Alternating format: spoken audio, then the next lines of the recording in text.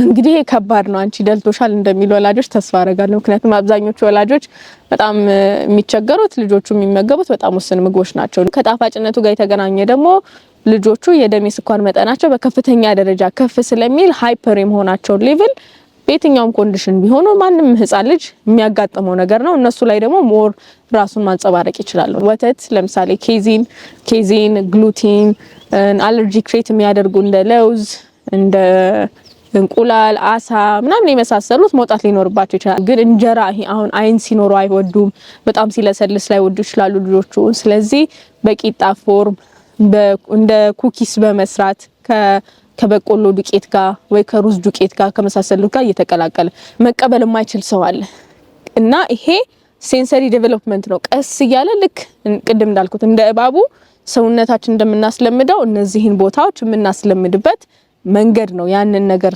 እንድንሆን የሚያደርገው ማለት ነው ስለዚህ አንደኛው ኒውትሪሽን ከልክሎን ነበር ልትሉ ትችላላችሁ እንዳልኩት እንደ ልጆቹና እንደ ሁኔታው የሚለያይ ነገር ስለሆነ ይሄንን ማማከር ይኖርባቸዋል ብዬ አስባለሁ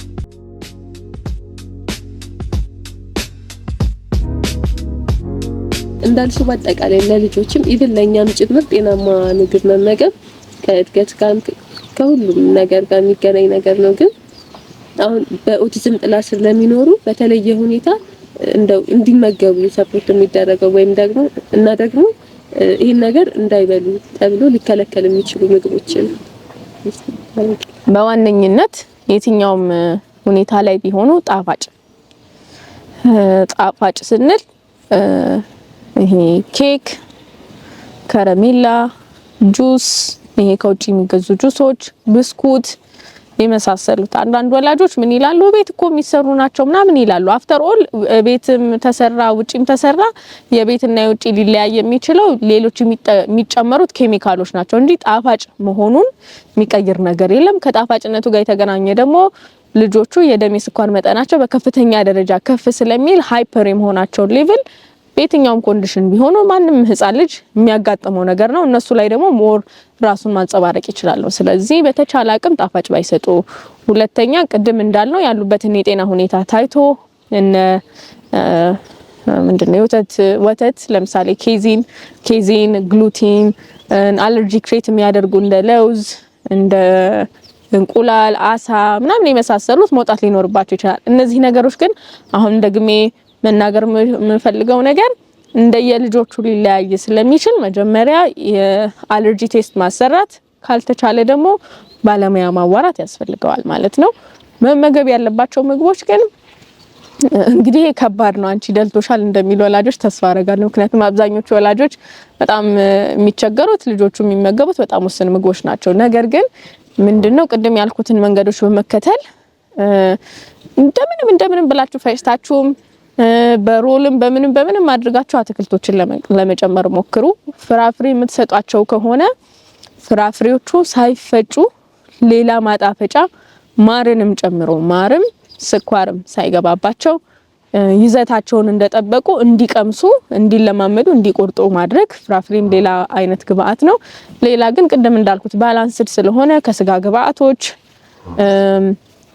ከእንጀራም is one of the good things ለምሳሌ ዳቦ የምትከለክሉ ወላጆች በቃ ሌላ ኦፕሽን የላቸውም ልጆቹ ጉልበት እንዲያገኙ እንጀራ መስጠት ትችላላችሁ ግን እንጀራ አሁን አይን ሲኖረው አይወዱም በጣም ሲለሰልስ ላይ ወዱ ይችላሉ ልጆቹ ስለዚህ በቂጣ ፎርም እንደ ኩኪስ በመስራት ከበቆሎ ዱቄት ጋር ወይ ከሩዝ ዱቄት ጋር ከመሳሰሉት ጋር እየተቀላቀለ በቆሎና ሩዝ ደግሞ ሲባል እንደ አንደኛው ኒውትሪሽን ከልክሎን ነበር ልትሉ ትችላላችሁ እንዳልኩት እንደ ልጆቹና እንደ ሁኔታው የሚለያይ ነገር ስለሆነ ይሄንን ማማከር ይኖርባቸዋል ብዬ አስባለሁ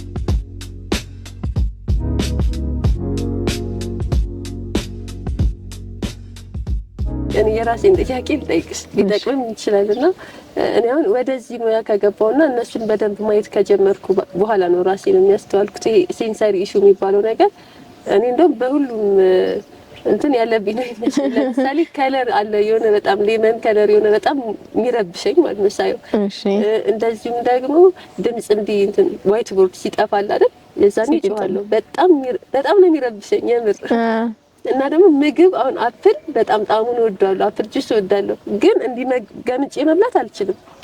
ሰው ሲበላ አፕል እንዲጀሮ ይዘው አፕልና ሸንኮራ ማለት ነው። እሺ እንደውም ከዛ በኋላ ነው እነሱን መረዳት የጀመርኩት። ስለዚህ አፕልና ሸንኮራ መብላት ስለማልችል የሴንሰሪ እንትን አለብኝ ማለት ነው አይደል? ከምግብ ጋር በተገናኘ ሌቭሉ ይለያያል። እንዴት ነው? ለምሳሌ እኔ አሁን የረጠበ ዳቦ መብላት አልችልም። ይሄ ዳቦ በሻይ ነክሮ ሲበላ በቃ እኔ ማየቱ ላይ ከብደኛል ለመናገር።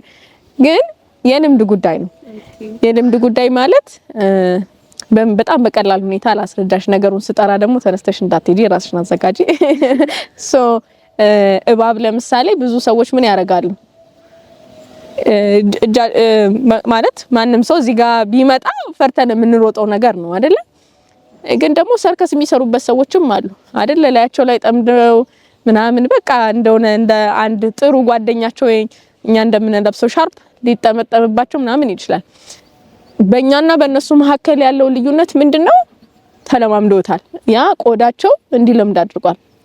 ምላስም ላይ ለምሳሌ ጣፋጭ ነገር በጣም የሚዘገነነው ሰው አለ። ስኳር ጨው በጣም በቃ መቀበል የማይችል ሰው አለ።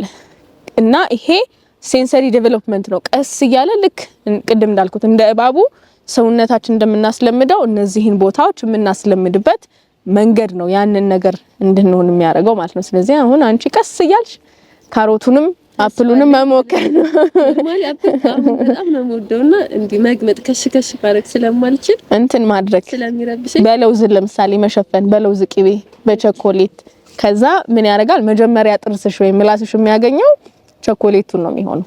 ስለዚህ ያቺ ድምጽ እየቀረሽ ትመጣለች ማለት ነው። ስለዚህ ተስፋለሽ ካልሆነ መጭመቅ ነው እንግዲህ።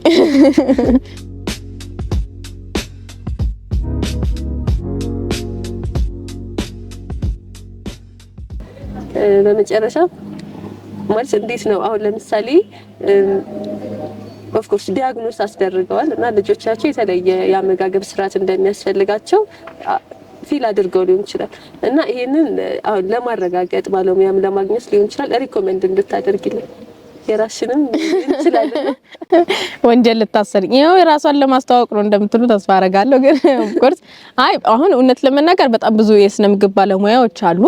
ከምግብ ጋር በተገናኘ የስነ ምግብ ባለሙያ፣ ከህክምና ጋር በተገናኘ ደግሞ ህክምና ሙያውን ዘርፉን መጠበቅ አይደለ?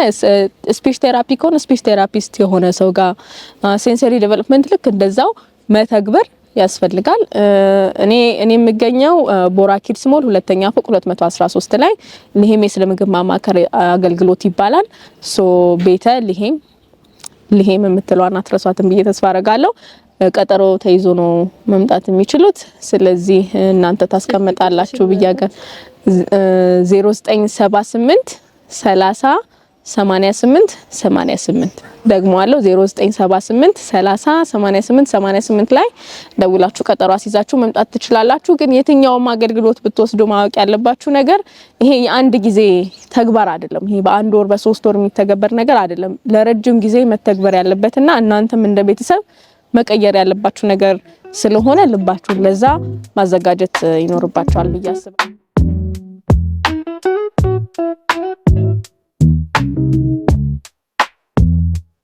የህሩያን ቤተሰቦች ጥሩ ጊዜ እንደነበረን ተስፋ አደርጋለሁ። የጠየቃችሁኝንም ጥያቄዎች እንዳነሳሁኝና ጥሩ ምላሽ እንዳገኛችሁ ተስፋ አደርጋለሁ። በሌላ ፕሮግራም እስከምንገናኝ ድረስ ሰላም ሁኑ።